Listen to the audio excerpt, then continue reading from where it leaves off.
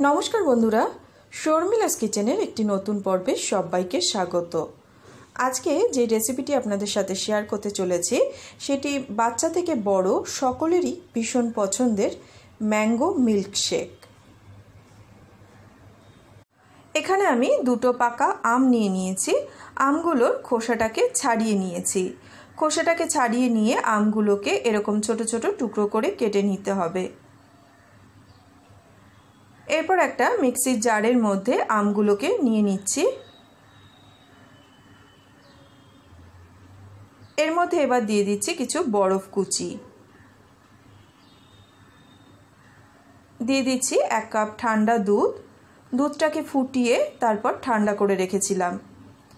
দিয়ে দিচ্ছি 2 table spoon চিনি, তবে আমের মিষ্টি অনুযায়ী চিনিটাকে আপনারা কম বেশি করে নিতে পারেন। এরপর মিক্সির জারের ঢাকনাটা আটকে এটাকে ভালো করে ব্লেন্ড করে নিতে হবে। ম্যাঙ্গো মিল্কশেকটা এবার সার্ভ করে দিচ্ছি। ওপর থেকে দিয়ে দিচ্ছি ম্যাঙ্গো আইসক্রিম, তবে আইসক্রিম দেওয়াটা কিন্তু একদমই অপশনাল। আর ওপর থেকে ছড়িয়ে দিচ্ছি কিছু চকো চিপস। ম্যাঙ্গো মিল্কশেক কিন্তু একদমই রেডি। এই ম্যাঙ্গো মিল্কশেকের রেসিপিটি যদি আপনাদের ভালো লেগে থাকে তাহলে প্লিজ ভিডিওটিকে একটা লাইক করে শেয়ার করে দেবেন, এবং আমার চ্যানেলটি যদি এখনও সাবস্ক্রাইব না করে থাকেন তাহলে প্লিজ সাবস্ক্রাইব করে পাশে থাকা বেল আইকনটি প্রেস করে দেবেন।